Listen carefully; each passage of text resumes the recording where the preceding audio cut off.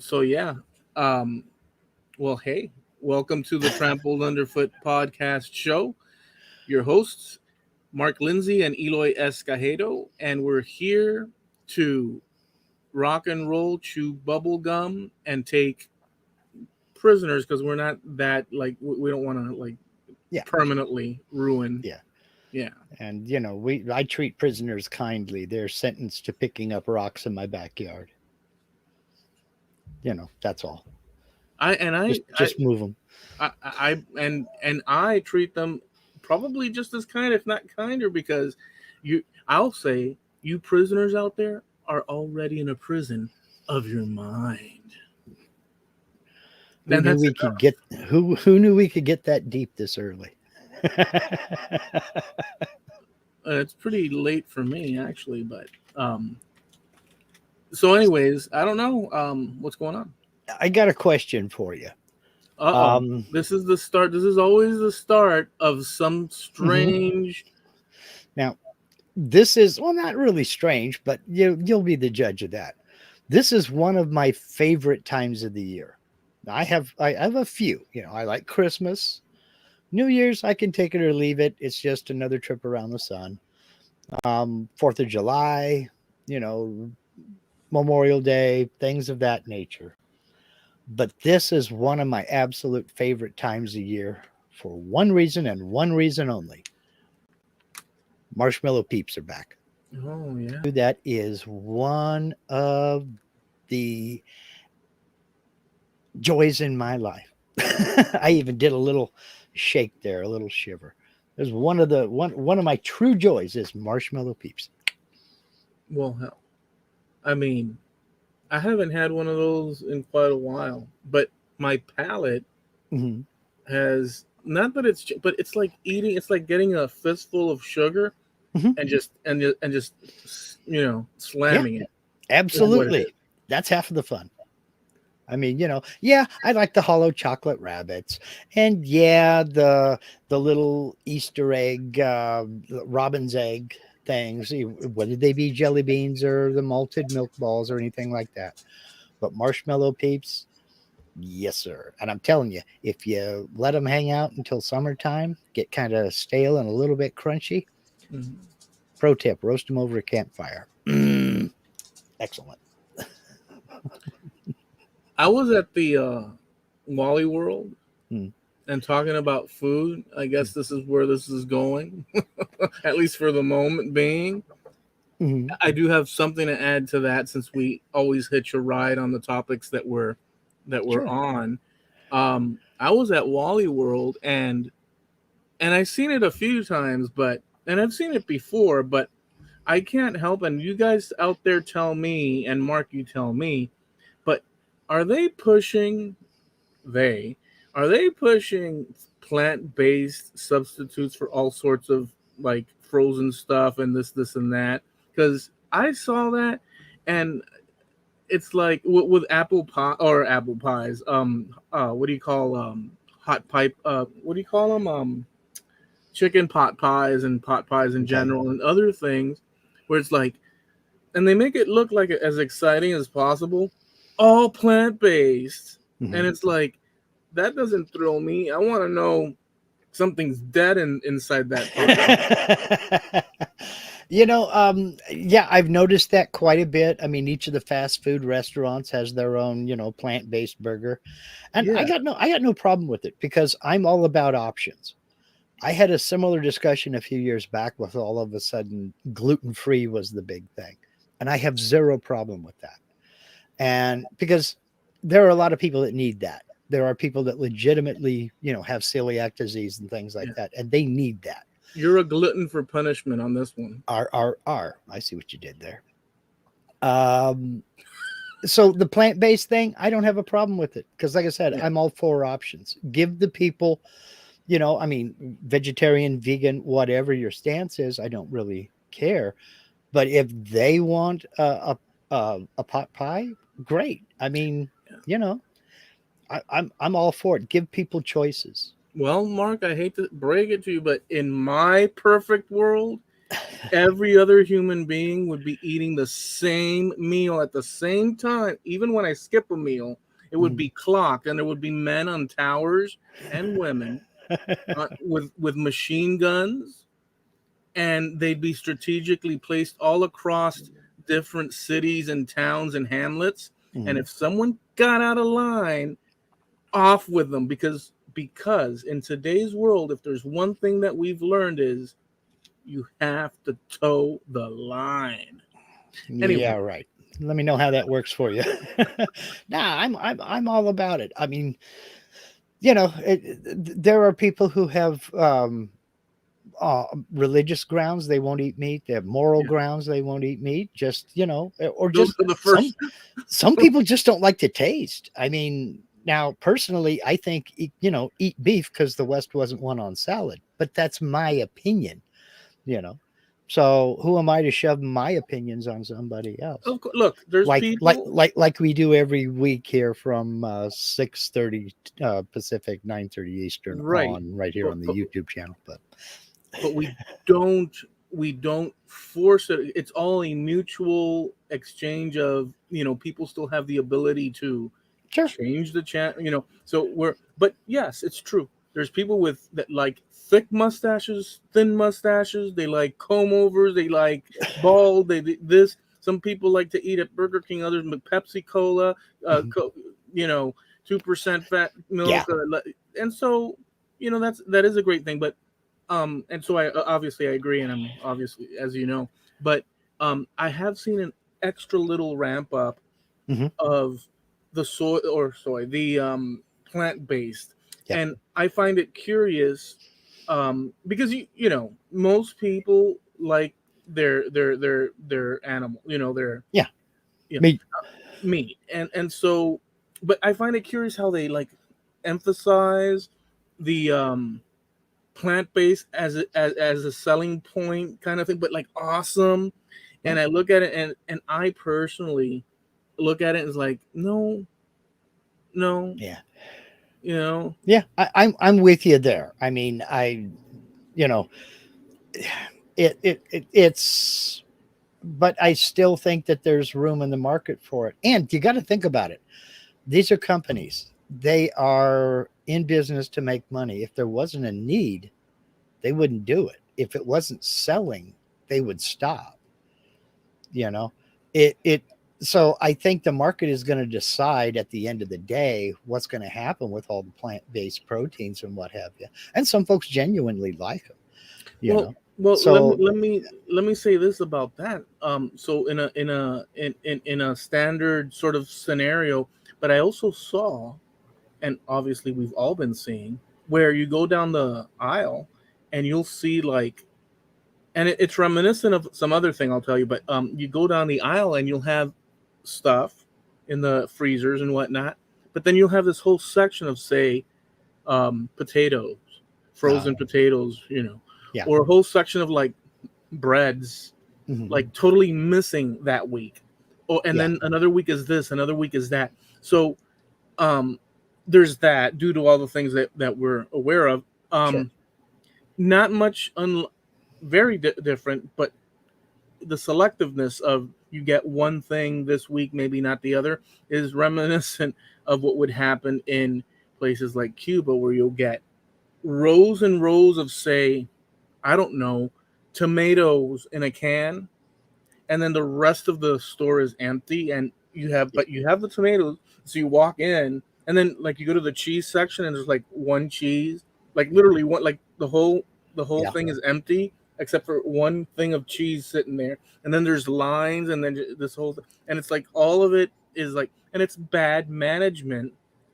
It's bad management in a grand scale that leads to a corruption of the natural choices and passing of Sure. money from one person to the other, and the meddling of how people want to get on with life, making their decisions and so on. Sure. And so it's And interesting to see those things. well, it's going to take us a while to get back up to where we were. I mean, there were so many plant closures. There were so many, trucking companies just had to stop. There are people like, for instance, there's a gentleman back in, I want to say, South Carolina. I may be wrong on that. It may be Virginia. He's a local truck driver, and he would make 3 runs a day. He would run between the port and the Home Depot distribution center. Well, when the COVID restrictions hit, one of the things they restricted him to was 1 trip a day. It used to be he could just, however many trips he could make, he did it. And he got bonuses for the number of trips he could make. Well, now by law, they restricted him to 1 trip a day, no matter how much time it took. He still gets paid for an 8-hour day. But if he goes to the port and picks up a bunch of stuff and takes it down to the depot, and it only takes 6.5 hours, he's done. He can't make another trip. Yeah. So it shortens or it minimizes the amount of right. So multiply that by 30 or 40 drivers out there, and you have a slowdown in the supply getting to you. So, now that doesn't explain all of it, but that's just one example of some of the stuff that's going on, and it multiply by, however many ports we have around the country. Another thing go ahead. I'm sorry. Forgive me. I mean, people are ordering things that are made here in the U.S., but there's a backlog because in some states they can still only have so many employees. In some states, certain businesses are still closed down. Yeah. And in other states, they're trying to catch up from what they've already lost over the last 2 years. So, lead times that used to be a week, maybe 2. You order something and the time it takes to ship out used to be a week, maybe 2, are now going 4 and 5 months. Yeah. So, there's a lot of people complain about that in the construction industry. If you need windows in August, you better order them today, because it's going to take them that long to get built, packed, wrapped, and shipped to you, because it's just, there's been a slowdown. So so earlier, just a few comments ago, you mentioned something that just lit my incandescent light bulb. Also at the Wally World today, once I got to the line, they have less cashiers. They have the automated stuff, right? But here's the problem with the automated machines. They do need to be serviced, right? And they do require, especially with older folks, that fumble around with the machines because it's digital or it's new touch screen and whatnot. And so it starts to create a little bit of a traffic jam. And when I parked my little cart there waiting for a lady that was in front of me, a dude comes right after, and instead, how you're supposed to, like, a line exists one after the other. Well, this dude was like right next to me. He parks, and another dude comes and then parks as well. And then a guy in front of me, because it was me, a dude in front of me, and then an old lady fumbling, just like she was stuck. And the guy says, no, it's back there. And then him and his lady start walking, and the guy makes a comment, well, who gave this guy a job? He's in line already, dude. And the guy, the desperation that's formed by lack of open lanes and whatnot. Anyways, the whole scene was that people could care less. This is a Wally World, and we've seen this online and probably in person, but people, the humanity and like the courtesy and natural thing that goes out the window. Now, if it goes out the window in this scenario, imagine in something a little bit more desperate, a little bit more extreme, how people would react. We see the Black Friday stuff, but this was like a subtle little, and people were acting like jerks. And that's what I mean about the end of civility. If you're just a jerk, you're just a jerk. But that doesn't give you permission to be a jerk. Check this out. I get it. People, personalities are personalities, but just don't be a jerk. I mean, that's all. We preach on that all the time. We do. So check this out, though. The lady couldn't get her thing, couldn't get the machine. So I went up to help her because none of the other attendants, it's just too much, the volume, and the machines, and they, and so I go up to help the lady. She can't figure it out, and I'm, trying, and the darn card says decline. Try another card. I'm like, oh crap, and like, so she's the lady in front of me, right? And I'm now the other guy took off to another thing. So I turn around, and as I'm walking, by the time I get back, another lady behind me says, he took your spot. And I turn around, the old lady I was helping had taken off already, and the guy that was standing next to me that had cheated the line took that spot. And the other guy that was barking with his wife went and grabbed the other thing. In other words, they were poised and ready as if this was the end of the world. Pounced. Yeah. And it's like, and there's no reason to, they got mad, the people behind, because they knew that there's an order and they were following it. Sure. And it was just a whole chaos. Nothing. We've seen that before, but it's an interesting thing if you compare it to any desperate moment out in the world where it's more extreme. How far are people willing to go to cross certain lines? And we've seen this occur throughout history, and in fact in recent years and all that, cross the line where they just completely go ape crazy. The breakdown of civility intensifies when people start thinking they have less and less to lose. But all we got to do is, all we can do is call them on it and teach our kids the right things. If you act like a decent human being, that's how you're going to be treated. 99 times out of 100. Now, that doesn't account for the jerks out there who are just going to treat people badly no matter what. Yeah. But I don't know. I have to think, I have nothing to base this on. It's just pure speculation at my point, that those are the people who are going to be in the most trouble if it ever does hit the fan. We've seen things like that happen I can remember Hurricane Katrina. They're screaming at people, evacuate the city, evacuate the city, evacuate the city. Well, how much footage did we see of people up on the roof with a bed sheet that they had painted, help us, rescue us? They're the people who don't pay attention. They're the people who think that, well, I know more than you do. Never mind how many people say, get out of Dodge. I will say this, though, and granted, the signals are there. You should take action because there's consequences.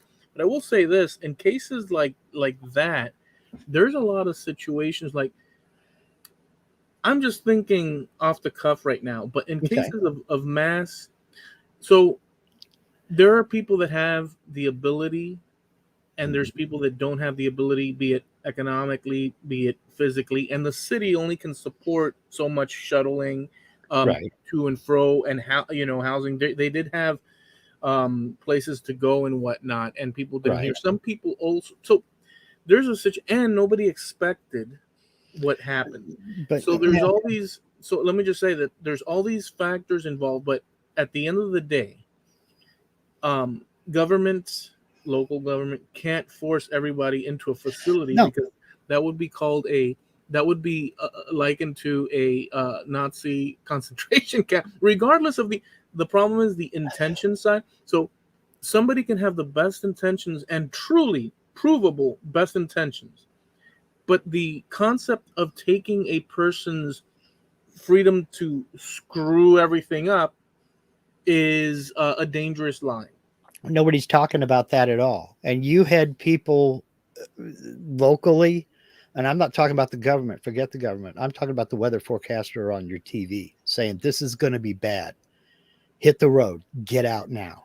3 days ahead of time. They knew it was big, they knew it was building, and they knew where it was going. No, dude, hold on. What I meant was, if government, but I'm not talking about government. To preempt no, not you. My point was that if government, not because of what you're, I'm not trying to, my point is that if government, in order to save lives, were to circumvent the ability for people In other words, let's save all these people's lives. We're going to round their butts off, and we're going to try to get this Yeah. settled, and it's good. The problem in a scenario where they go to the extreme in order to protect, that good intention is awash in, the accusations, and truthfully so, of them um, Oh, I um, agree with that. overstep. Right. So I'm saying, so there's no way to a disaster. People should And have and the that's personal. That was my. I'm just giving a sort of like thinking. you, Well, what if government did more? They can't, because then I'm it would not be saying government do more. I'm not saying you, dude. Me. well then why is it? I'm not saying government do more. I'm saying we. That's why I'm saying we take personal responsibility for ourselves and teach our kids the right thing. You know, you hear a bunch of warning, the fire's coming, the fire's coming, the fire's coming, and you stand there with your garden hose thinking you're gonna fight 100,000 acre fire. You are going to lose. If you're going to stand on the beach with a broom and try to beat back the tide, you are going to lose.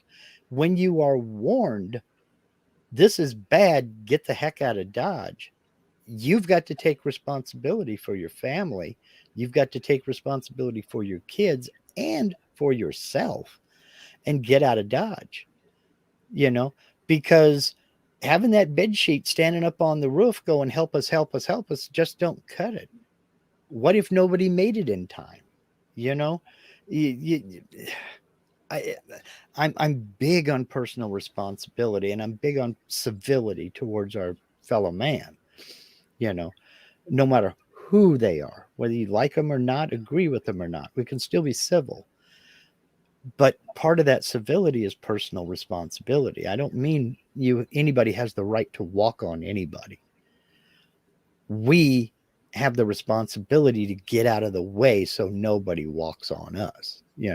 It's like that guy with the shopping cart trying to butt ahead of you in line like that. I will put my cart an inch and a half away from the person in front of me to prevent that kind of thing, and then look them dead in the eye. That's letting you know I see what you're doing and you're not going to do it. Not with me. Try your stuff somewhere else. It ain't happening, Captain. We kind of take preemptive strikes anyway. When we go to the grocery store, I go around in front of the cart and Linda stays behind the cart. And I just start putting my stuff up on the belt, So I have established our order in line and we're next. But that's taking personal responsibility and asserting, yes, that this is my position in line and I'm taking it. You don't have to like it. It's just a fact. And teaching our kids to wait your turn, but when it is your turn, take that turn, then get out of the way. It all comes back around to civility to those around us. And if someone chooses not to be civil, the only thing we have the control over is our reaction to that. So my question is, and it's kind of like my example that I mentioned before, there's a limit to what government can do to prevent injury. Sure. Where it becomes a Gestapo like thing. But now there's also a limit, in my opinion. There has to be a limit in what it depends on the scenario, on how far are you willing to go if somebody butts in line. What is the line? It's like, so do you physically remove him or her off out of the line because they've committed the injurious act of No. taking over the, how far? I mean, do you tell them and then because some people, you say, hey buddy, some people may not. I didn't do that. That happened because I turned my your attention was elsewhere. Yeah. But in a scenario where it's a confrontation type thing, and no, it's my line. At one point, like, I would hope that I would think it's a stupid line. This person is irrational. No sane person would, do something so outrageous if they were sane. Do I take this? What are we going to get into a physical altercation over this stupid? So there's one point where you're just like, you know what? Go ahead, Your Majesty. Take your royal ass Oh, in front of the line. At I'll one point, I'll say something. We're all waiting in this line here, and the end of it's back there. yeah, because I mean, Because some people, public humiliation is all they understand, and I'll say it loud. I don't care. I really don't care. I'm not here to respect your feelings. there's there was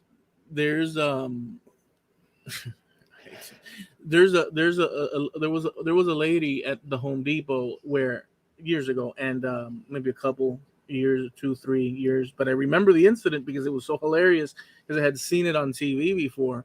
What happened to me? I had seen it in a comedy act. Yeah. In syndication or something.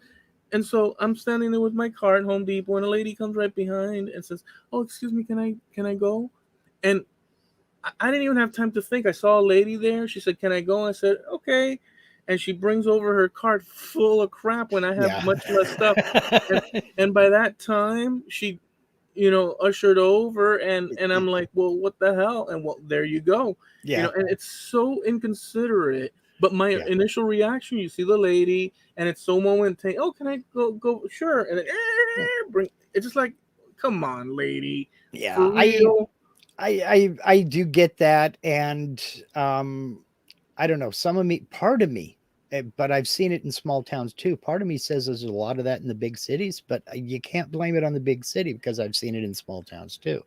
Yeah. But then again, I'm the kind, if we're heading up to the checkout stand and we got half a cart full of groceries and somebody's walking around, coming up to the line and he's got, a bottle of Fresca or something like that. I'm like, go on, dude, go ahead. You got one thing. I'm going to be here a while. Go for it. But like you said, somebody says, "Can I cut ahead of you in line?" And you look at them and they're holding ice cream. You didn't notice they had their hand on the buggy behind you, Yeah. Now you're in trouble because you said, yeah. It's like, well, I hosed myself. It's hilarious. I think it's okay to point out rude, irrational behavior unless it's going to get you killed. If it's going to get you killed, shut up, You never know. No, you don't. I do believe there is that limit there, no hands. I mean, I'm not touching nobody. I'm the most harmless person you've ever met, but I don't have a problem with calling somebody out. We're all waiting here in line, man. You're not getting in front of me, so you might as well just go back to the back. It's not going to happen. If my thinking is this, and granted, you say it, and I do it as well, but I also think to myself this: so I would never dare cut in line in front of a person, ever. Even, let's put it this way: if a person's standing to the side slightly, it looks like they're in line. I personally ask them, "Oh, are you in line?" And when they're like, I do the same. And why do I do that? Because that's just how I was taught to be. We're not animals. Yeah. You don't assume. I mean, we are, but we're not, I mean, and so at least with other people. So I do that, but I also think to myself, what I was going to say is that if the person being rude like that had any, to begin with, any way to work it in their head in a decent, if they had built those inbuilt those ethics, they wouldn't be doing what they're doing. So that informs you automatically, unless the person, there's scenarios, they're in a rush, maybe, I don't know, this and that, maybe they didn't see, there could be that. But say something. If a person doesn't get it, and they have to be told, it's because simply they weren't taught those manners. Right, exactly. And that's why I have no problem with calling them out, But look, and I've done it before too. I walked up with a bottle of Windex. I needed this. I got to have it now. And I walk up, and all of the lines is just people just buying their groceries and what have you. I'll say, "You mind if I jump in? This is all I've got." Oh, and that's 9 times out of 10, they'll let me do it. That is because so outrageous. well, but they've been in that situation themselves. It's like, you got one thing, yeah, go ahead, See, I've But never done that, I have.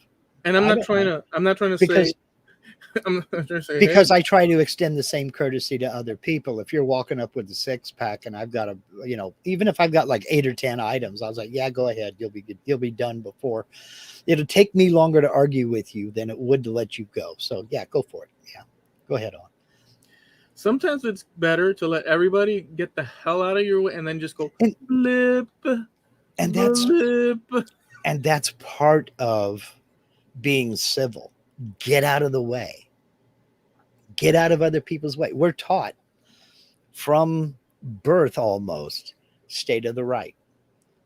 You walk on the right side of the hallway when you're going up and downstairs. Look at any footage of any junior high or high school or elementary school where kids are going up and downstairs between floors. Yeah. Everybody stays to the right. Mm-hmm. Why do those rules go right out the window the minute you get in the grocery store? People are all over the place. If they're not in the middle, Yeah. they're parked over on the left and wanting to zigzag around this way. Like taking one step from the shelf to their cart is, a major undertaking or something. I've even had them park their carts sideways so that there's no freaking way, and they put their butt on the area that there would have been an escape. Oh, dude. So they basically quarantined your butt inside the aisle. I'm like, well, what the heck, lady? This dude, Linda and I went to Wally World a few days ago, and this guy was in the aisle. And you know how wide the aisles are at Walmart. Yeah. This is saying something. Okay? They're decent. They're decently spaced. He had his shopping cart on the right, like, a civilized person would do. But he was standing to the left of it, looking at the other side, shelves on the other side. The cart was big enough. This dude was so big, he was an inch away from his stomach rubbing the shelf in front of him. He was, and I don't mean he was a blob. He was not a walking blob. He was a tall, big guy. And it's like, he's the only one that can fit in this aisle. I mean, all right, we're going to go around and come up from behind the other direction. We don't need anything on that aisle bad enough, But, and folks on the mobility scooters and the motorized carts and everything, you got to give them a wide berth. I mean, what the heck? If they could push a buggy, they would. But I don't know. I think to me, that's part of being civil is just get out of the way. If you're the kind of person that gets in the left lane on purpose and goes 5 miles an hour under the speed limit, you deserve every curse word thrown at you. And I think there's a special room, where for you. And you know who you are, all you out there that do that. You know who you are. Just get out of the way. It's not about you. It's always about somebody else. Get out of the way. Crazy, dude. Now, let me ask you a question. Hold on here. You're out in the parking lot. You've just pulled into the parking lot and you see a car. You drive up the aisle and you see a car stopped and he's got his turn signal on because somebody's backing out of a parking space. Mm-hmm. Do you sit there and wait for them to get done, or do you just drive by? It depends. If I calculate the situation. If I see that the person backing up out of the parking is how do we say it in Miami? Eating shite. Mm-hmm.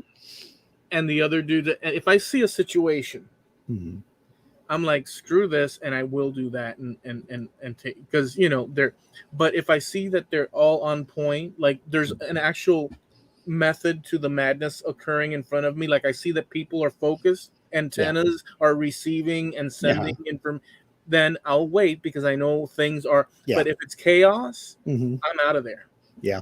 Okay. I'm out of there. If it's chaos, I'm out of there. Okay, so you're pulling up to a red light, right? And you're a ways away from a red light, but traffic is crazy. And you see there's a person on a side street who wants to turn right till you turn in front of you. Do you slow down, stop, let that person pull out of there, or you just nudge up right in front of it? So depends on which corner and which part of Miami I'm at. In some scenarios, it's not an easy situation because you got cars right behind you. And maybe they're beeping, and so you're like, there's a little bit of a tension going on. But so I would say it's a 50-50 depending on where in Miami I'm at. I don't want to block them ever. But there's scenarios where no, that's not true. If it's coming into traffic and it's 2 blocks and the road in the middle and the red light goes, I'm gonna stop right before I block that intersection. There have been situations where I have not, but I said 50-50 because Miami's complicated. Yeah. Okay. Just understood. But what I'm getting at is you're being courteous to the people around you. Yeah, I try to always do that. Yeah. Okay. Well, because I try to at least a little bit in my mind think that that's me. Yes. That's me walking down the street. That's me. That could be me in the store. That could be me. That person has a family. That person's not just so I try to. Sometimes it's hard to do because you're like, get out of my way. Yeah. But I try to recognize these are human beings that have, and so I try to do that, but it's not easy because people can be really, really annoying. Have you ever been driving behind somebody and noticed that one of their brake lights is out? Yes. And then end up in a position to where you're right up next to them. You ever roll down your window and tell them, hey, your driver's side brake light's out or whatever? I would if I could roll down my window. Oh, okay. Well, now you have an excuse because your window's broken. I have flagged them down though. I've gone meep, and they're like listening to music or something. Yeah. I'm like, and I'm going like that, like an idiot and stuff because my window's messed up. And eventually they'll turn around and I go like this, and I'm signaling, but I don't have the proper to explain.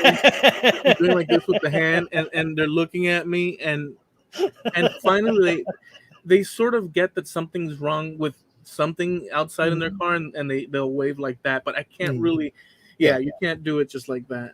You know what I always wanted? I always wanted like in a sub sandwich shop where you've got the little scrolling LED sign.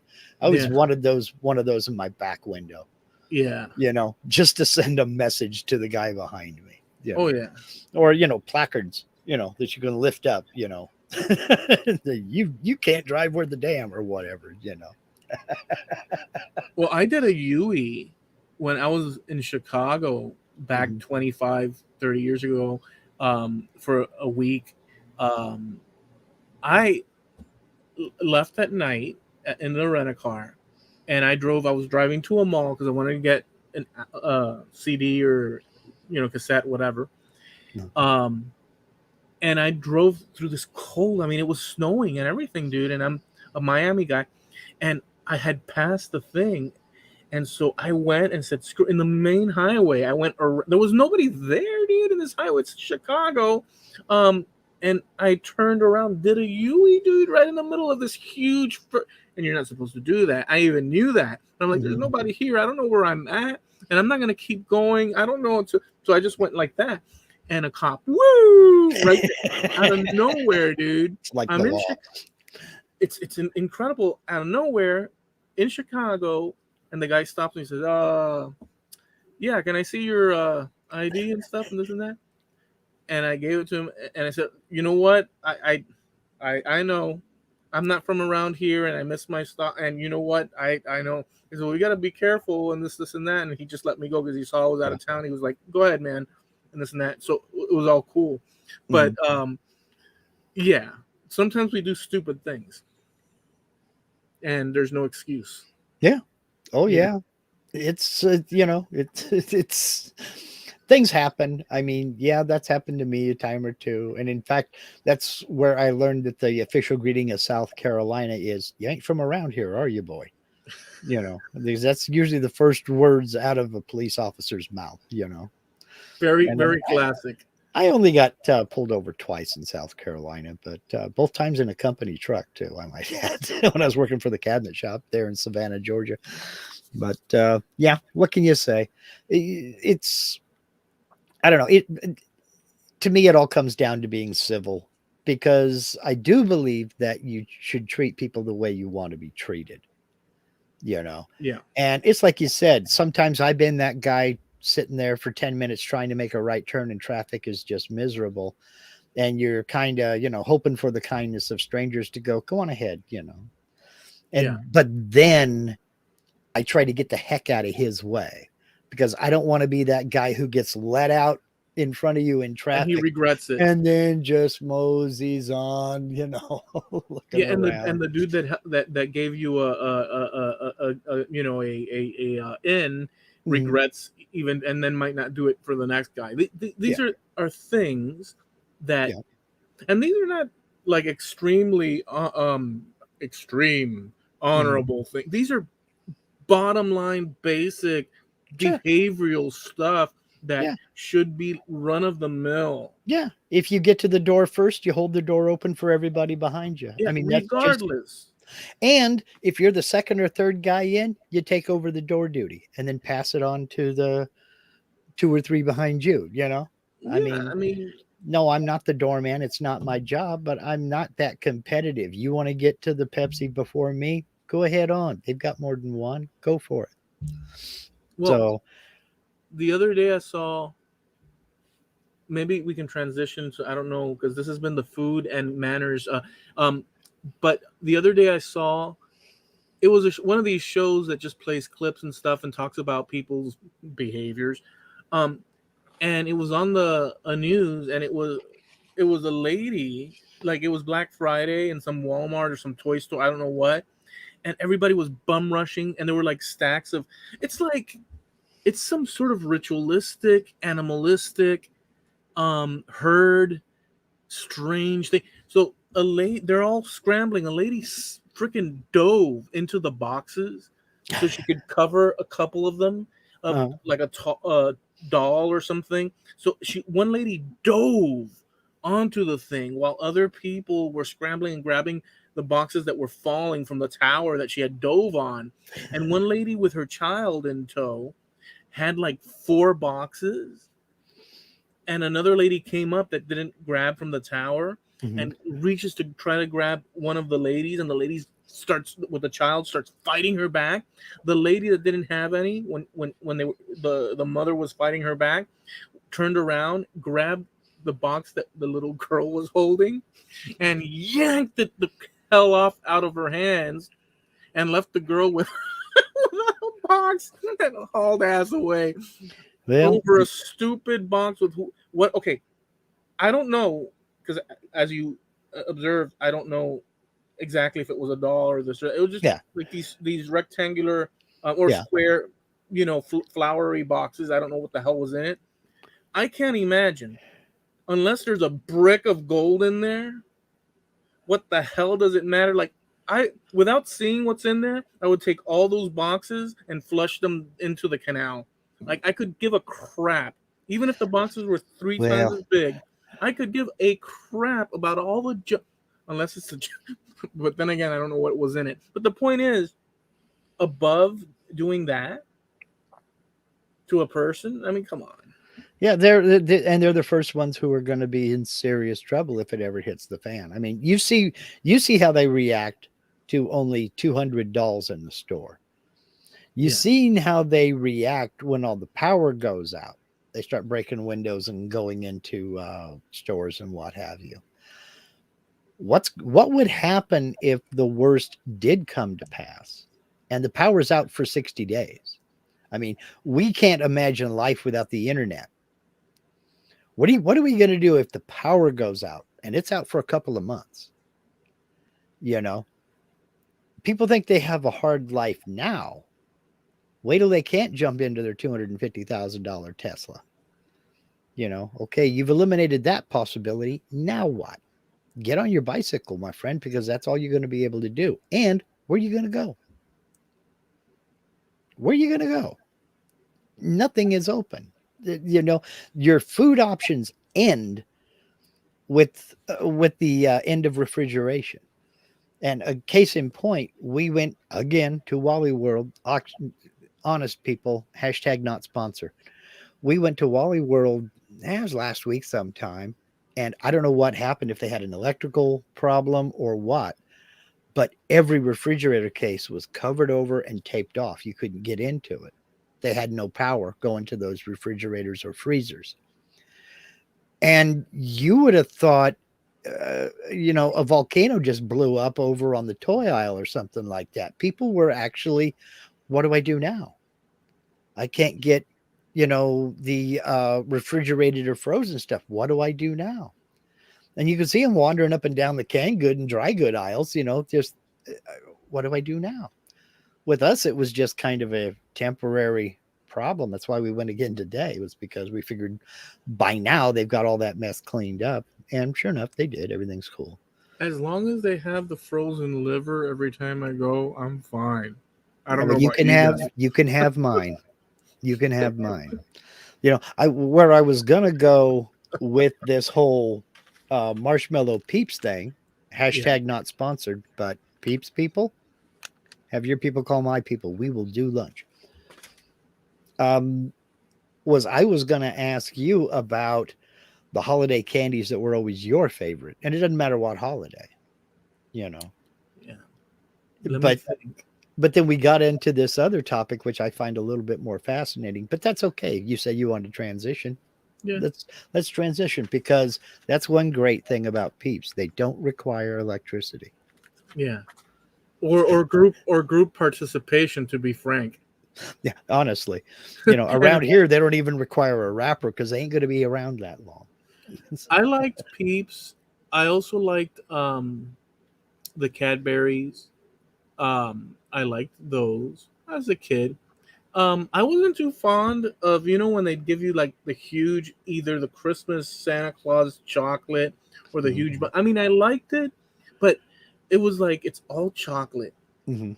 and I kind of liked when they had a little bit of like caramel juice or something inside. Marshmallow. Um, yeah, I like when they have something inside. So I really liked the little liquor bottles. Oh, okay. Those were good. Yeah. We learned a profound difference between American candy versus European candy when we were over there. There's a candy they sell here called Mon Cherie, and it is a little a maraschino cherry in kind of like a cherry flavored cream Yeah. filling in a little chocolate thing. So the little chocolate The lollipop. bonbons. Yeah. Get over to Germany, they are not made that way. What it is a maraschino cherry in the little chocolate thingy, but it's full of cherry flavored brandy. Okay. So the first time Linda got a hold of one of those and she bit into it, it just went all down her because she was expecting it was candy. She didn't expect it was filled with brandy. Right. She fell in love with those things, but had to be very careful. So, do you still have much of a sweet tooth nowadays? Not really. I mean, no. It's more like a treat every now and again. Mhm. I'll have a treat. Yeah. That's recent though. No, that's not recent. Yeah, I've lost the exaggerated amounts of sweets that I would eat. I've lost that. Well, I did too for a long time. I mean, I went through a stretch of like 10 years between candy bars and what have you. But as I got older, when I hit about 50 years old, I want a candy bar. I want a candy bar. And first it was like once or twice a month. Then it was, That's how it maybe starts. 4 or 5 times a month. And I'm 60 now, and you're seeing the full box of Peeps here. You're not seeing the half empty box of Peeps over there. And you know, our buddy Jim Dockerel, who hangs out with us on YouTube, out in the chat, good guy. He sent me a care package from Canada because I was going through Coffee Crisp, which is a Canadian candy bar. and Maltesers withdrawal. He sent me a care package of coffee crisp candy bars and Maltesers, and I'm here to tell you, I was in heaven.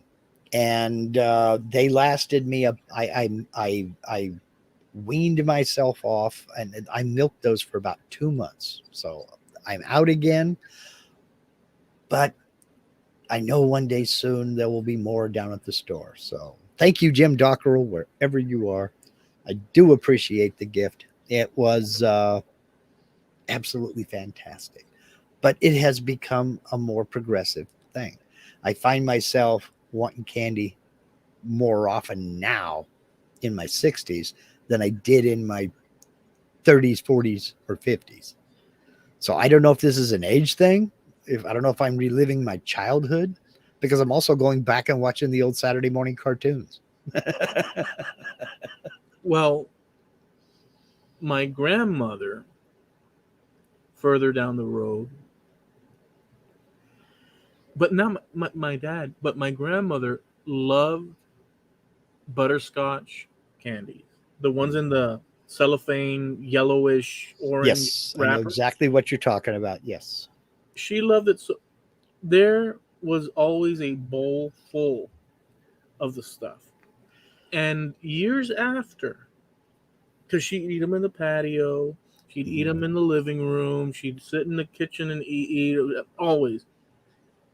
And years after, I'd be mowing the lawn, and then and I'd see little cellophane, and I'm like, what? I'd find random cellophanes all over the yard, hidden, from decades, below. Yeah.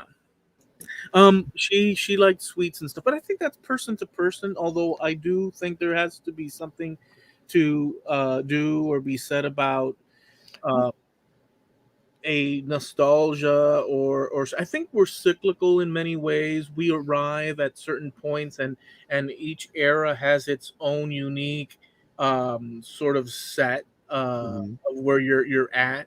I've noticed that, like Yeah. people, so I've noticed that there's some sort.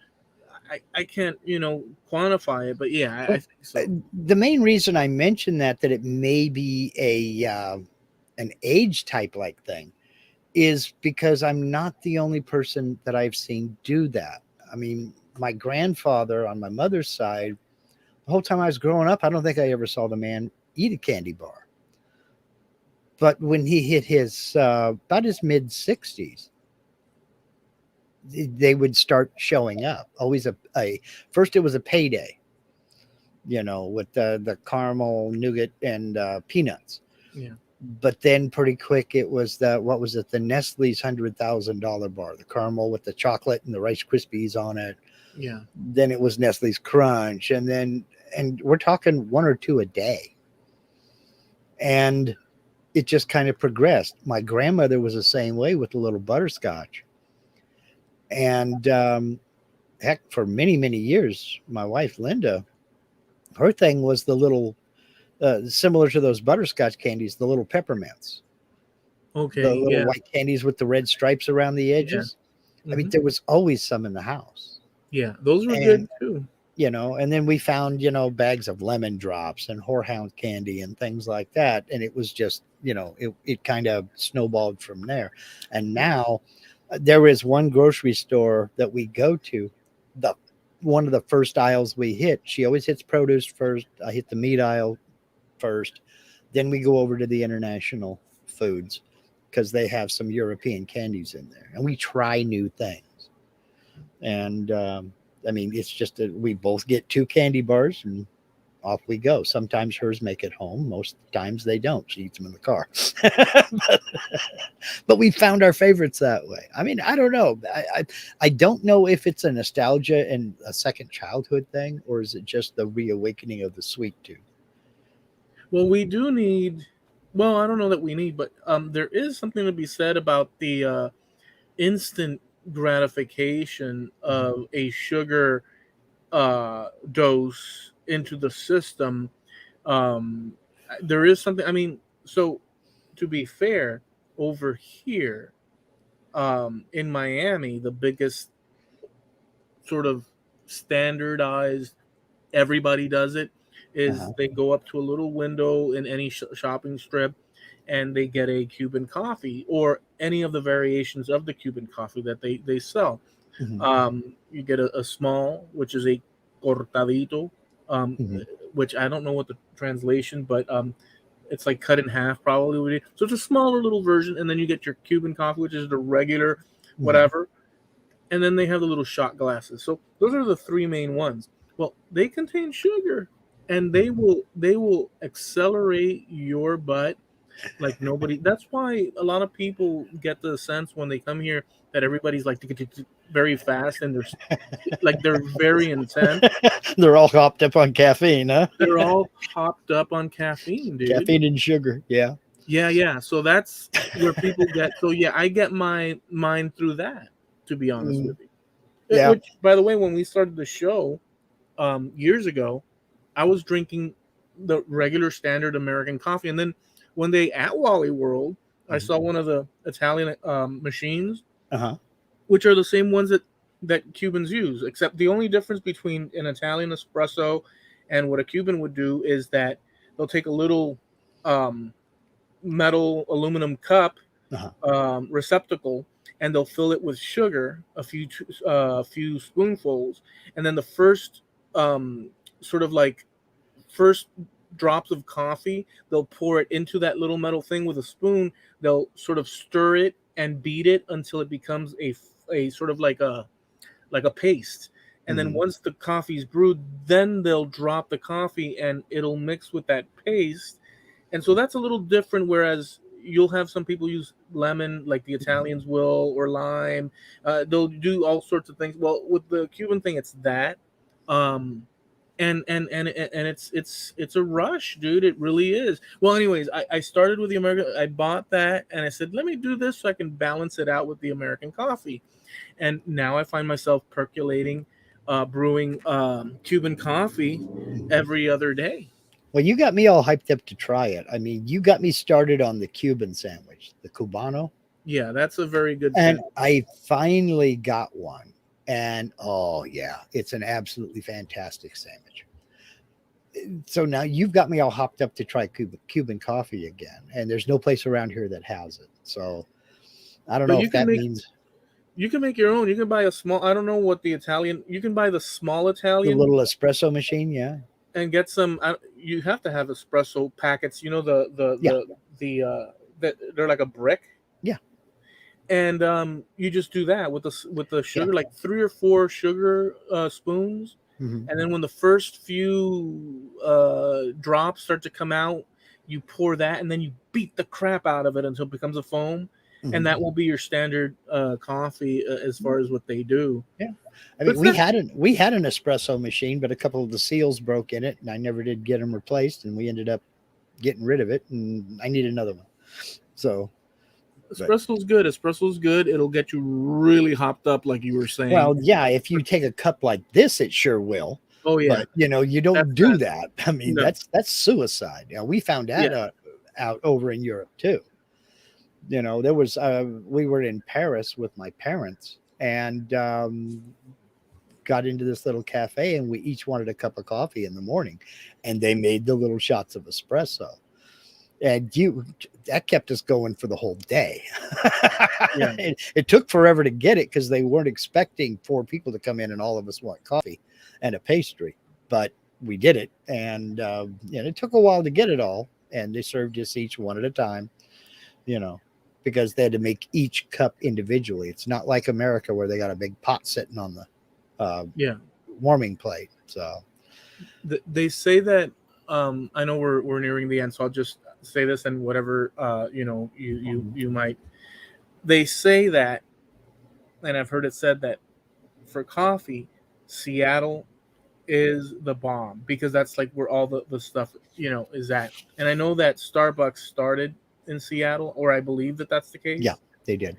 And that's all over here as well. And it's an interesting thing that with your abundance of the Cuban coffee little shops everywhere, that Starbucks does apparently very well because they've been for years and they've opened various stores and stuff. So, but then again, there's so many different people here. So, it's kind of Yeah. like a wash in so many different people that at the end of the day, you have things for everybody. Well, But something to note that there is that, what do you call it? Not competition. Well, yeah, competition, but option mhm. here Well, as well, which, well, now let me ask you this about that. You have almost Miami's unique in many ways. One of those is that you have a constant influx of new people coming in all yeah, the time from various places, South Central America. You yeah. know, I Europe, know. Yeah, I mean, so all over the place. Russians, a But Polish, just everything. how much of their success there, and I'm talking about Starbucks, how much of Starbucks success down there do you think can be attributed to new people arriving here and just wanting to experience it because it's American? I don't know. I don't think that people like anything. When people come here, they're expecting.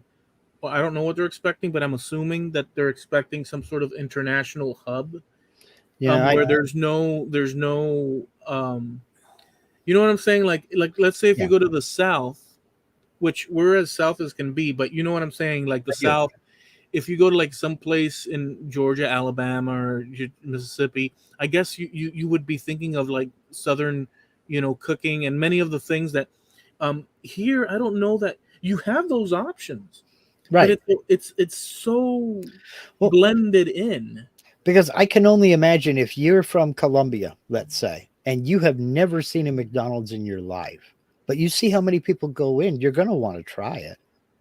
I wonder if, folks know Starbucks means coffee. I wonder how many of those people go in just because they've never been and they want to see what it's about.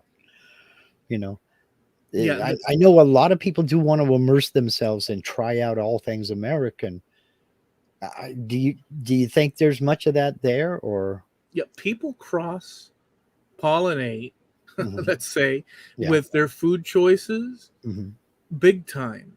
yeah, But big time, like I'm not the biggest like mhm, paint the town red guy, mhm, but I, even me, that I'm quite not the out, going and yeah, tripping the lights fantastic. I've eaten anything and everything you can eat, just about.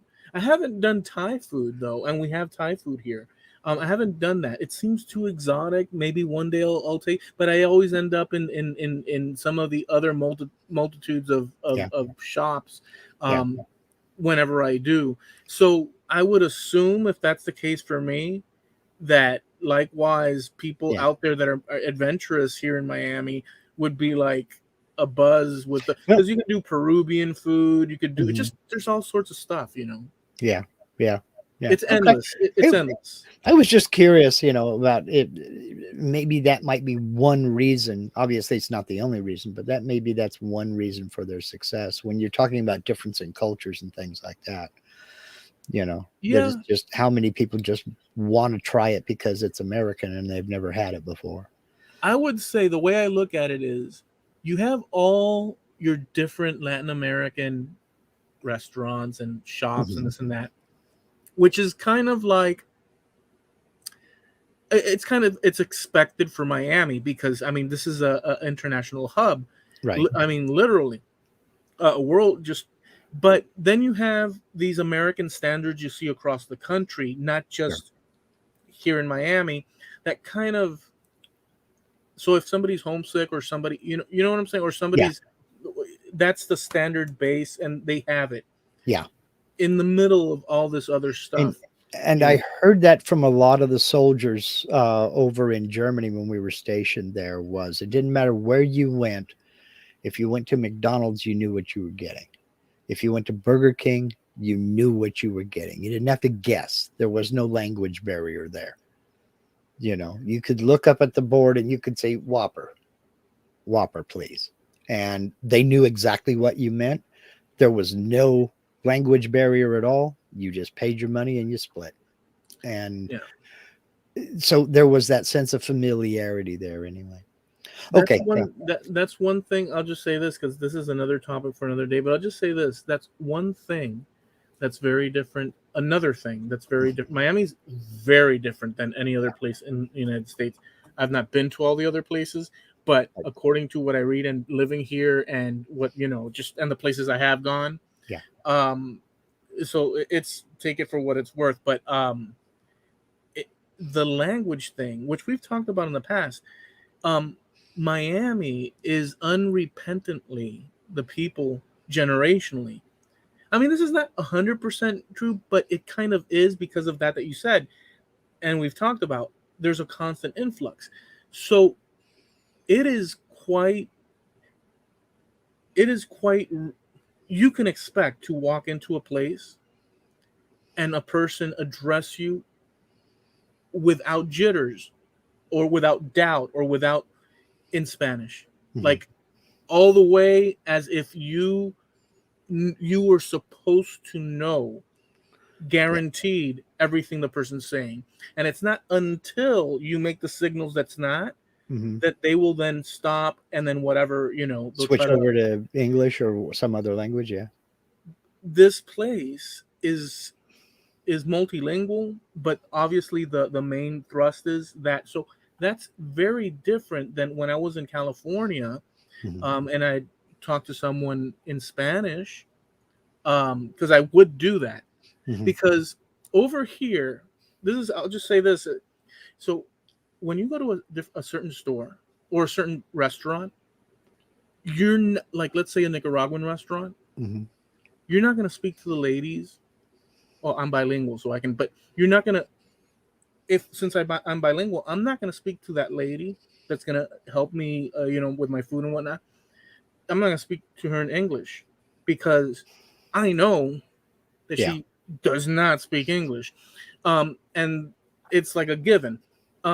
And so there's a courteous thing. There are people that, even though they know both, will address in English. It's the thing.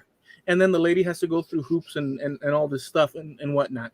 But most people here are bilingual. I mean, across the board, even if they're not of Spanish origin, they're bilingual. That's how crazy. Well, when you're brought up in that environment, you know what you're getting. I mean, and there are places in Southern California where you'd be hard pressed to find somebody that speaks English. Everything is done in Spanish. Well, that's what I was going to say. When I was there, and I went into, because I tried many different restaurants, and I went into various, I did it with my Cuban style patterns of what the people were not the people served were not very ready to, and I'm not talking about the trucks, the food trucks and stuff. That was, but like an established place, it was like there was a little bit of a, they would do it in English. Was my experience, and I was like, whoa. And I said, oh, okay, so I'll just do that. But I was just following what I thought was the decent thing to do from over here. It's what you thought was the norm, right. So, but over here, it's all backwards in that way. So it's weird. It's really weird. But anyways, just one of those regional differences that makes life worth living. Yeah. All right, so let's wrap this up. Okay. Because we do have an after show. So let me just mention a couple of things. We go live every Tuesday at 9:30 Eastern and 6:30 Pacific Coast time here at the Trampled Underfoot Podcast show on YouTube. We also have a website by the same name, trampledunderfootpodcast.com, and you can catch our past episodes over there. There's a button that says Wayback Machine. We've got a bunch of different topics, anything you could possibly imagine, just about. So be sure to check that out. And we have a Facebook page with, I'm slowing down with the Facebook, and we have, because there's so many places we're at. We have a Facebook page with that you can go check out as well and leave comments if you like. And we post things that we talk about over there, images and links and so on. So that's us. And we're also sponsored by Harneal Media, your one-stop website shop. Steve over at Harneal Media is your guy. If you're looking to establish a web presence, if you're looking to increase your web presence, let's think about this. A lot of the affiliate programs that you've heard a lot of people talk about, they do want you to have a website. They're not as concerned with traffic as they are with your web presence. Steve is your guy. He can set you up with a website with a web store. He can help you set up merch so you can print up t-shirts and baseball caps and coffee mugs, all print on demand. The order comes in, they take the order, they take care of the inventory, they take care of all the shipping and the collection of taxes and what have you. You just sit back and watch the orders roll in. That's Steve Nealon over at Harneal Media, HARNEAL media.com, sponsor of the Trampled Underfoot Podcast.com website. All right. So listen, have a great and safe rest of your week. Enjoy yourselves. This is the life we live, so live it. Enjoy, smell the roses, unless you have olfactory problems, and then just use your vision. And if that's not the case, dream big. We will catch you here next time. Peace.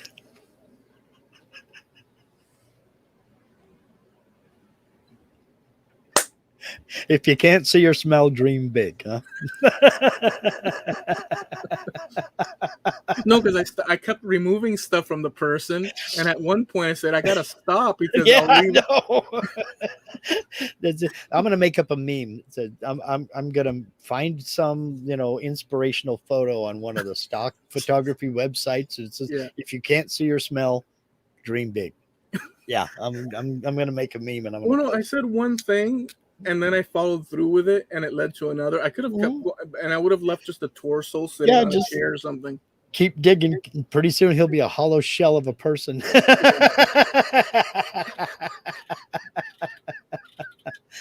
Oh, that's funny, man.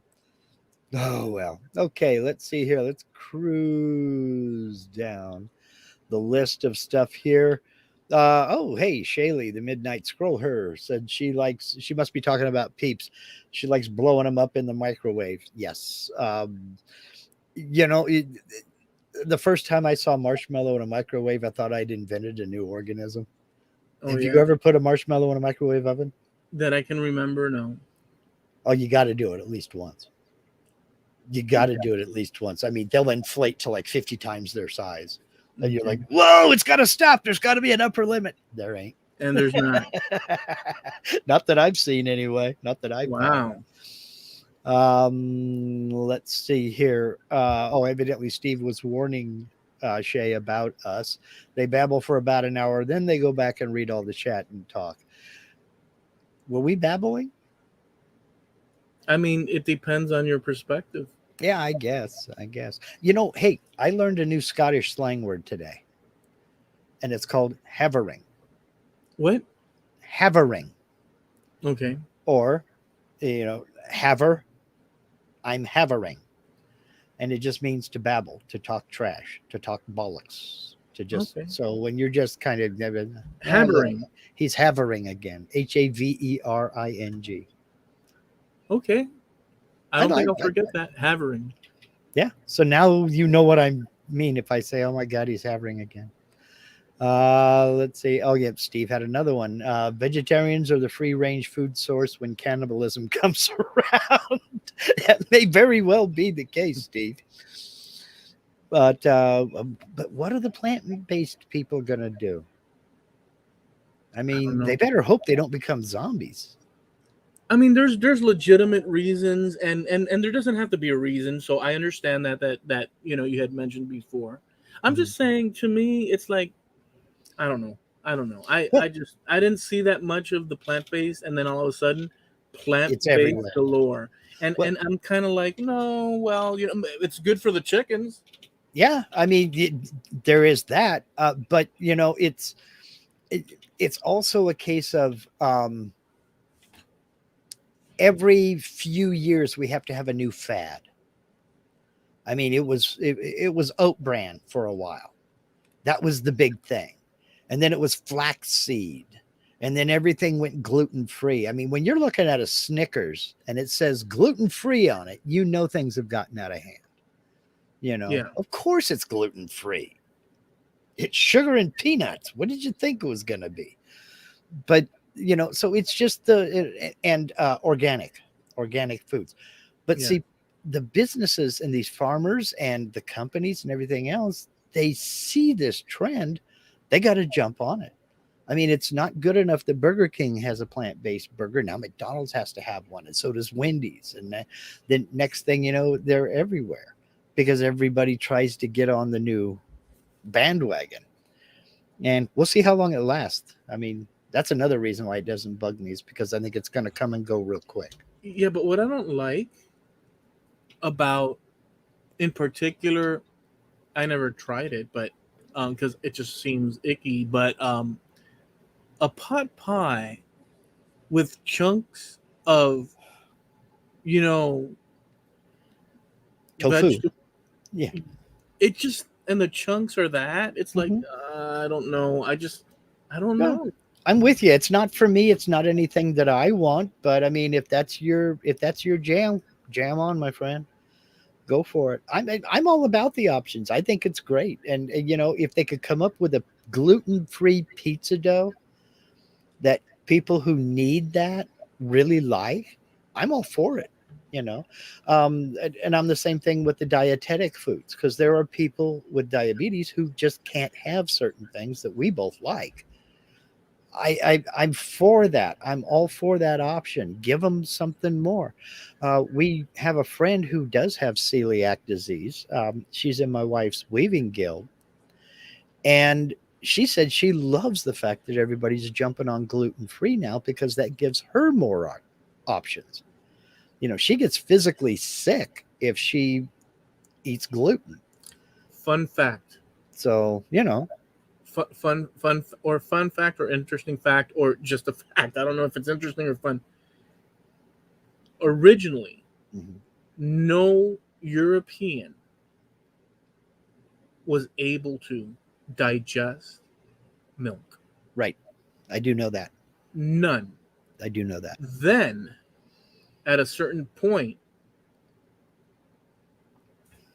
Europeans in the northern sides began to be able to. And then in the southern side, they began to be able to. And they say something about fermentation occurred much easier in the south because of the temperatures, and then the north not so much, and then food differences and whatnot because of the crops and this and that. But they could not digest. And to this day, there's people that can't process it properly and stuff.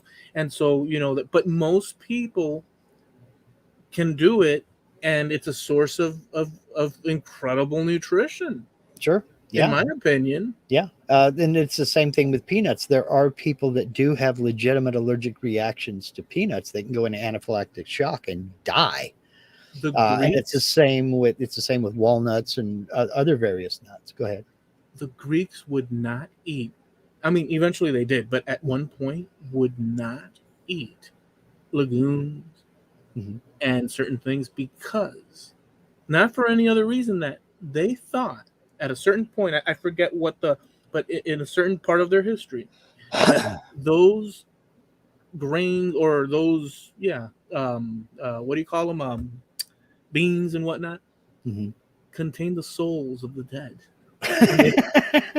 And they didn't want to eat the dead. They literally, that was part of their thing. Well, I mean, beliefs are beliefs. I mean, what can he say to that? Let's see. We were back up here. You were asking about what's the limit? Do you get into physical altercations when people are trying to shove into line in front of you? And Steve is on a roll tonight. He says the limit has to be tase them and watch them flop on the floor. Yeah, I usually try to find another way to settle out. But, if worst comes to worst, you can just better hope you're faster on the trigger than they are. I mean, We have, I don't know about you guys, wherever you guys are at across North America and beyond. Mhm. But there's shopping centers here Mhm. where your shopping cart and you have a vast parking lot will only go so much until the wheels lock up. Yeah, we have that a lot here too. Yeah. We have that a Okay. lot here too. Yeah, it's like one of those wireless fences. You put a Okay. collar on your dog, and the dog can't go past the certain buried wire, or that starts getting a little bit of an electric shock. Yeah. Yeah, it's more or less the same thing. Dan Haryu over in Massachusetts says, I'm fast in the store. I ride my cart and swerve in between people. It's a game. Other shoppers are obstacles for the most part. Yeah, yeah, yeah. Oh, but he's always well mannered. So as you zip in between the two little old blue haired ladies, you tip your hat. Yeah, okay. Yeah, all right. Okay. Oh, by the way, there's a video of a guy that and his team that go that so he does weird stunts. He or weird Guinness Book of World Records type Mhm. stuff. Yeah. He walked I don't know how many miles inside of a Walmart. That was the thing. How far we can walk inside of, and he spent like 2 days in a 24-hour Walmart. And at Just first, yeah, at first he did it and they filmed it all. uh-huh. And at first he did it and then nobody noticed. Mhm. But as the day progressed, people would stop, workers and say, "What are you doing?" And he said, "Oh no, we're waiting on a friend." He used excuses and he kept doing it throughout the wall. Mhm. They did. I don't know how many. It was incredible, dude. And when they got done, they were a mess. It was him and a friend. There was I don't know if they're still around. I haven't looked, and I don't remember the name of it anyway. There was a website. Uh, this is back late '90s, early 2000s, where they would do pranks like that. And one of them that they got in trouble for was they went to a Best Buy, and about 14, 15 people dressed in blue shirts, blue pullovers, no name tag, no nothing, and wearing khaki pants, just like they wore in Best Buy, just would walk in and stand at the end of an aisle.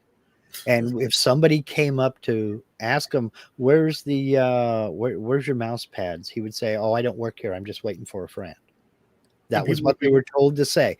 "I don't right. work here. I'm just waiting for a friend." Yeah, But there were like 15, 20 of them in the same store, and but right, they wouldn't go in all together. One would come in with somebody else, and then he'd just find an aisle and stand at the end of that aisle, right. and then another one would come in. And finally management called the police. They didn't approach any of them, they just called the police, and then went around to them one by one. They said, "No, I'm just waiting for a friend. I mean, we came in together. I mean, I don't know Yeah, what she's doing," and that kind of thing. yeah, But they ended up getting in trouble over that one. yeah. I mean, as long as they didn't steal and stuff. But if they're trying to, I mean, what they were doing wasn't nice. No. But Another one that they did was, and they got in trouble for this one too.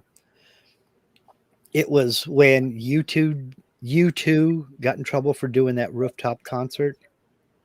They got a bunch of lookalikes for all the members of U2 and put them oh, up on the roof of this building. I don't remember if it was Boston or New York, but it was one of those two. And they just fake played instruments and lip synced to a couple of U2 songs. And the cops ended up getting up on the roof and, getting shutting them all down and getting involved in everything. And, they let everybody go. But it was just a prank. All of a yeah, sudden music starts blaring and people look up, look, it's U2 playing on the roof. It wasn't them. It was just a bunch of yeah. imposters. So, Jamie Page, JP Woodwork. We What's were going driving on? behind some idiot the other day and they signaled to go right and turn left. I wish I was joking. I've seen that too many times. I've Yeah. seen it too many times. Jamie, have you ever been following behind an older car that doesn't have the shoulder belt and look really close and you see that one side or the other, the seat belt is hanging out the door, bouncing on the ground, making sparks? That's another good one. Yeah. That tells me those kind of people, that if you are the type of person to do that, that tells me that if you're sitting on the john and you notice your underwear is on backwards, you leave it that way. So, let's see. Okay, he has a question for you. Does Eloy still have Carl Jacobson's sticker I put on his car that I put there in 2017? Yeah, it's still there, and it'll all be there because I'm not considering moving it. They'll always be there. Okay, Jamie also wants to know, have you ever tried to help someone and they cursed you in return? Yes. I can't remember, but I'm sure it happened to some degree. Well, they didn't actually curse me, but I got a couple of evil looks. Like, I can do that. And that was when I held the door open for a guy first, and I just kept it open, and a woman came in and she looked at me like I was in her way. And I wasn't. I'm well back out of the way. Like, I could do that myself. I'm like, well, okay. Next time I'll just let the door slam in your face. That's a lot more polite. Yeah. I did have a lady. I said hello to a young lady years ago at work. She worked behind the money thing, the Uh-huh. cage, and I just came up to her and I said, good evening, because we were going to work that night and stuff. We never, excuse me, and she says, "Don't talk to me, face, rat face." And the thing is, what had happened was, without me knowing and without her investigating nor asking questions, another guy was using the good and tried technique of coming up to you, saying bad things about another person, and then going, you know what I'm saying, and Yeah. creating. And so she just assumed that what the guy was saying was true, and the guy had it in for me for whatever reason. He felt threatened or Yeah. whatever, and I realized that, when that happened, but she was like, "Rat face." Oh, that's so. I mean, could you have used a more kinder insult without verifying Yeah, that kind of establishes the the border? the relationship, right? Just get it over with now. So, oh, okay. Sorry about your luck. I mean, I don't know who whizzed in your Fruit Loops, but I was nowhere near the box or the bowl. Let's see. Haru says, I know I've asked people for help and people slammed their door and told me they were calling the cops. I was like, please do. I need help. Oh, That's crazy. I was bleeding a lot from the head. That could have been the first clue. They didn't know if you had a sledgehammer behind your back. Yeah. Let's see. He says that happens. Just remember, not all blood-faced weirdos knocking on your door at 1 a.m. are zombies. Yeah, but most of them are, Jan. So, to be fair. That's a very dangerous look to be sporting at Mhm. 1 o'clock and walking up on a ranch somewhere in Yeah. America. Yeah. Oh, he speaks from experience. He says, they're not all zombies. They may have driven their car into a pole. Yeah. Well, there's that. Let's see. Jamie says the riots in London a few years back, people were stealing huge bags of rice. That doesn't surprise me. That doesn't surprise me because when it hits the fan, you're not there trying stuff on. You're grabbing what you can get. That doesn't surprise me at all. So, Rice is, I mean, if you want survival, yeah. it's just carbohydrates, but that'll do. Mm-hmm. I'm sure you can survive a long, long time with rice. Yeah. Yeah. Dan just said it right there. You can survive a long time on rice. Let's see. My wife Linda says, I remember the Cabbage Patch doll riots. Oh, yes. Grown women pulling hair and beating on each other. Yeah. What can you say? Roger the Tinker says, I remember the Furby shortage. That was almost as bad, but they knew Cabbage Patch. Well, no, actually, the Furby thing was a little bit worse. They knew the Cabbage Patch doll was going to be big, and they knew there was a limited supply of them. And they aided that whole Cabbage Patch debacle by hyping it up. For a limited time, a limited number, get to your. And then people just went nutso over them. But the Furby thing was worse. I do remember that. Jim Dockrell says, I can put food in the 5-foot snowbank down the edge of my driveway. Yeah, Jim, unlike most other people, Jim has a refrigerator to keep things from freezing. Yeah.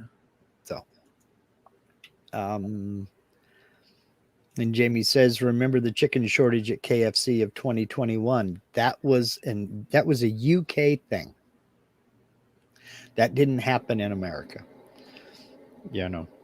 Actually, KFC, at least in my area, was the one of the few that had plenty of everything that they usually have. Burger King was a disaster. I haven't been back since. It's weird. I'm going to stick on this for a minute because I remember hearing about this and I actually looked into it. And what it was the KFC there in the UK, they had a supplier that was doing just great. But then this other supplier started talking to him and convinced him to switch over contracts and go with them because we'd be cheaper, we're just as good a quality and this, that, and the other. And then the new supplier could not meet the demand. And it was just like, holy cow, we didn't think you'd need this much. It's like, we told you we needed this much and we need it every day. Get it here. And the new supplier couldn't do it.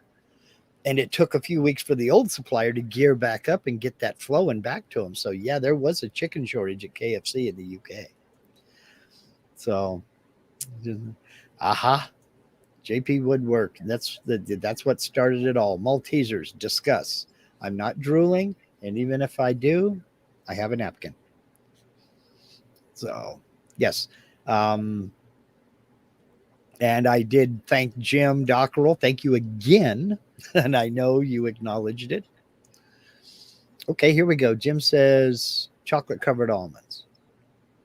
What's your attitude on chocolate covered almonds? Yeah, I like almonds and I like chocolate, and I think it's a good balance. Now, yeah. Hershey's Kisses. Do you like the kind that have an almond in it or the kind without? Or yes, give me no both. That for the Kisses, I'd rather have no almonds. Okay, how about the Hershey bar with an almond in it? Yeah, well, that's fine. Oh, okay. I could do that. Jamie says, I love chocolate covered Brazil nuts. I've had them a couple of times. I like them a lot. I also like chocolate covered hazelnuts. Harder to find, but very good. When we were over in Hawaii, we used to get chocolate covered macadamia nuts all the time. Loved them. God, they're good. Let's see.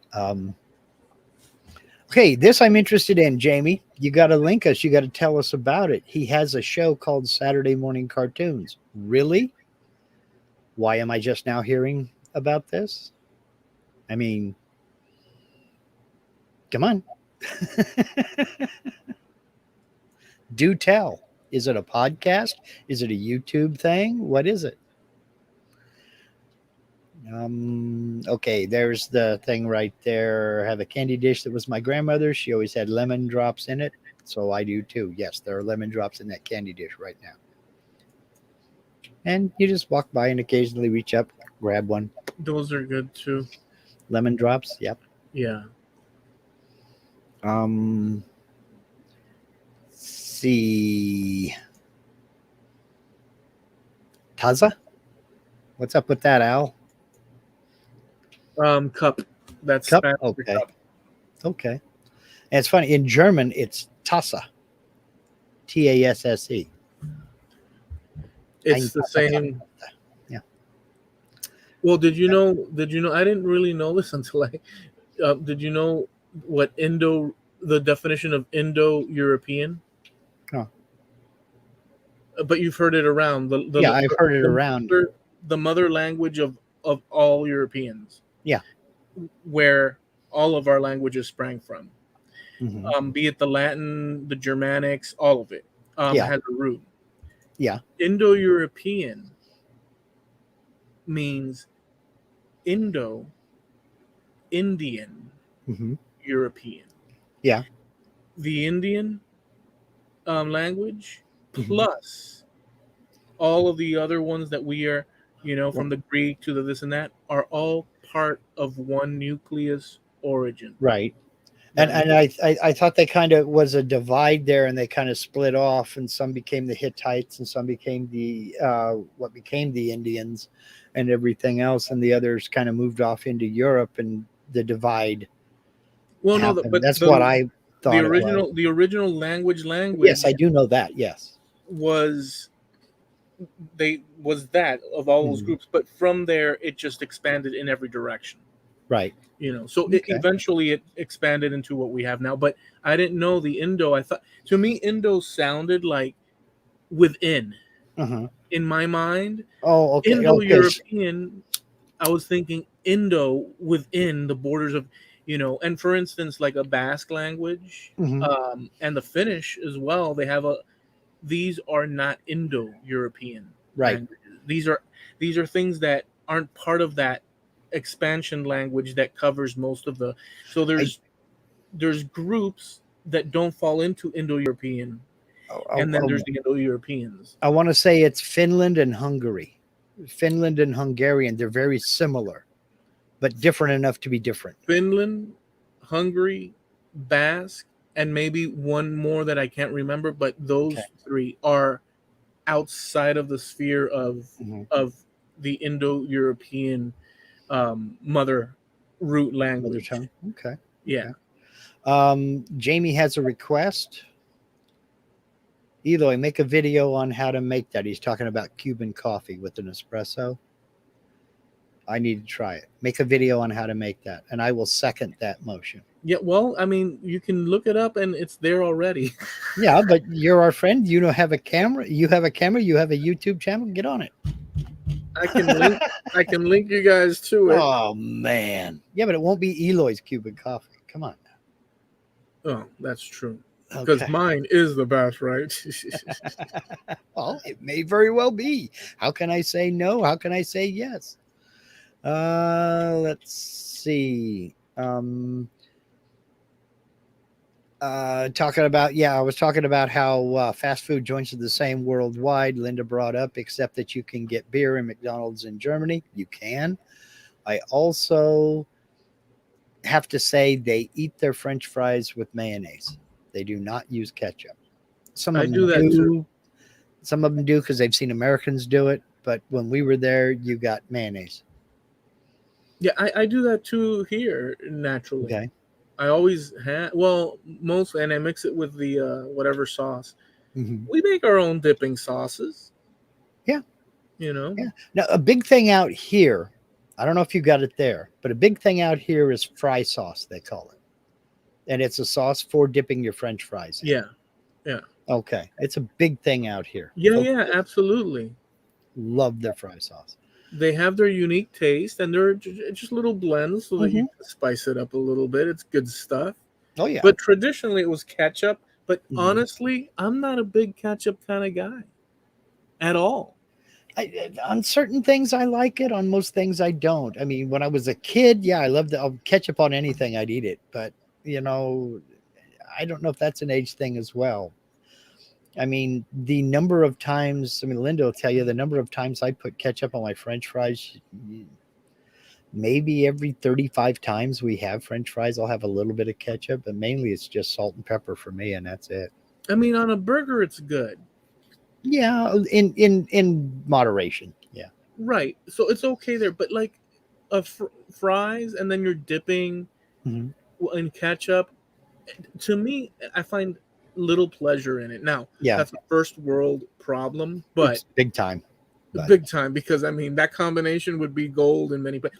But to me, the mayonnaise thing, or the dipping sauces, or like your honey mustard type sauce, that's kind of where it's at.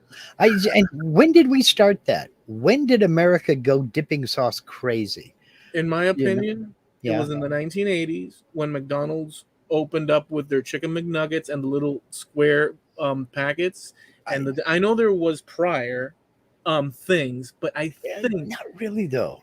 I think that the little McDonald's little plasticky thing with the barbecue honey and the whatnot and this and that, sweet and sour.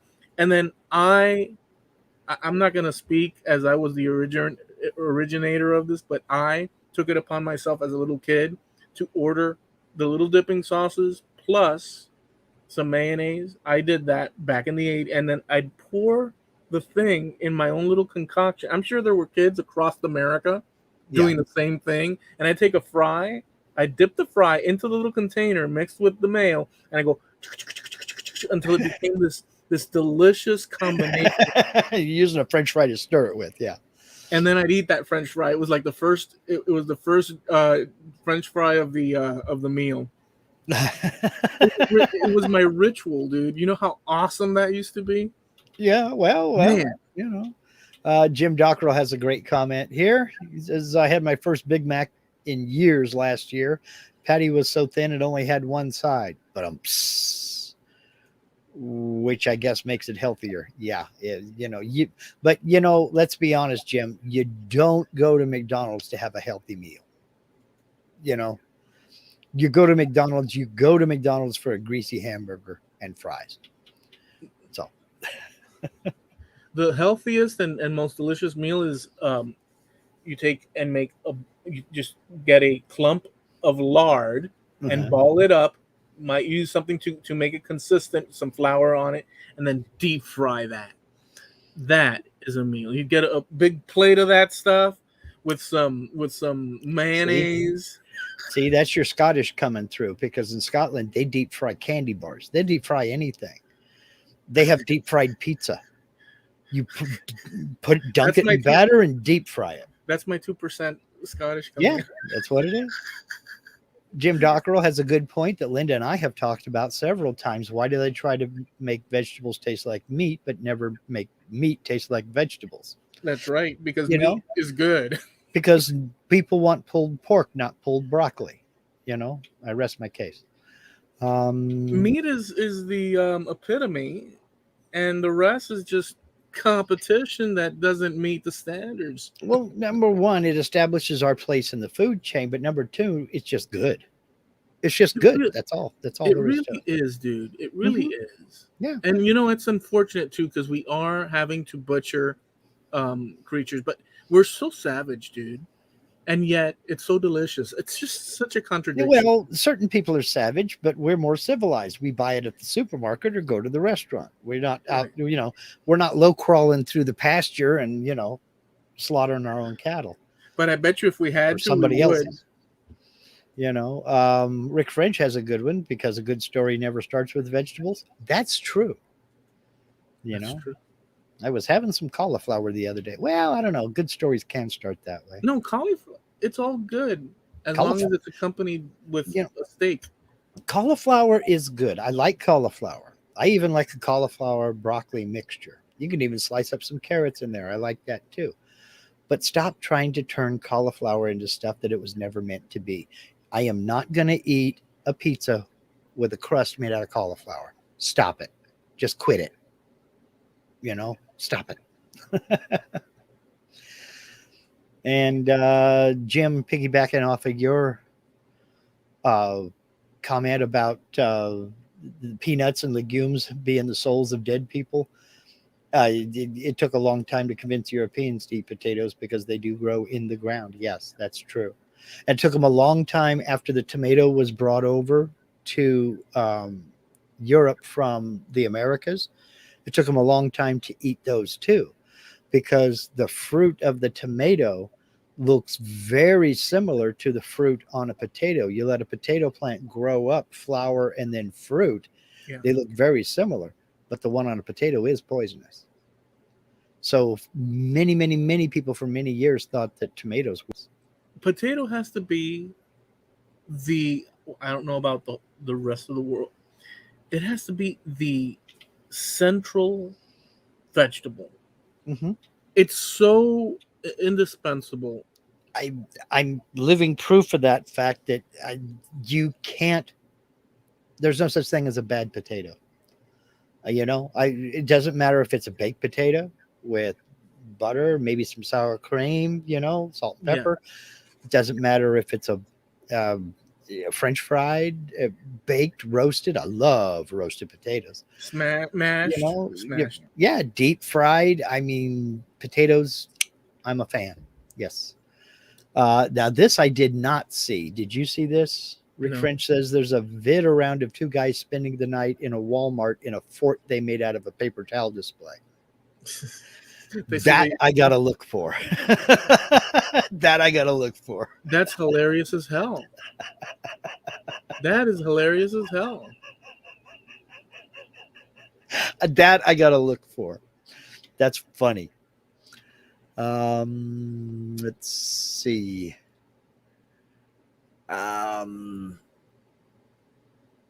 Daniel is saying no, Indo is not Indian, it's indigenous. I don't know. I've not. Well, But he also let's see. But he also agrees Finland and Estonia and Hungary have a unique language that was not Indo-European. Indo-European definition. Jim Bashir's joined us and said mayo fry. Like the fry sauces and stuff like that. I think you're absolutely right about the dipping sauces with the chicken McNuggets, because I don't remember them before then. You had ketchup and mustard, and that was it. That was all you had. And then all of a sudden we went to Germany and came back, and there's all these different sauces, honey mustard and all this other kind of stuff. Okay, go ahead. Yeah, no. I posted a link so that. Okay, yeah. What is the link? It's what I said. Mm-hmm. It's what I said. Well, the reason I said it is because I already knew it. Oh, okay, you researched it. Okay. Yeah, if not, I wouldn't have said it. Although I can make a mistake, obviously, but I'm. Well, okay, Linda says, you ever smell a potato that has started to rot? That is a bad potato. Yes, but you can't cook a bad potato. You can't cook a potato in a bad way is what I was getting at. I don't care if it's fried, baked, broiled, or boiled for that matter. For some reason, it's diverse. I will eat that sucker, yes. Okay, Jim's got to take off and fire up the snow blower and get rid of. He just had another 6 inches of snow hit the driveway. He wants to be able to get out of the driveway in the morning. So I think that's a good time for us to land the plane too. Yeah, we'll stop there because we've gone the distance. Oh, many, many, many times in many ways. So I didn't expect us to go in the direction of the just a simple conversation. It led us down this whole road. Whereas last time we had a completely different topic, and the one before that, it's just an incredible thing. It's the way it works. So nothing, guys. Enjoy your evening and the rest of your week, and we'll catch you later on. Peace. See you next week.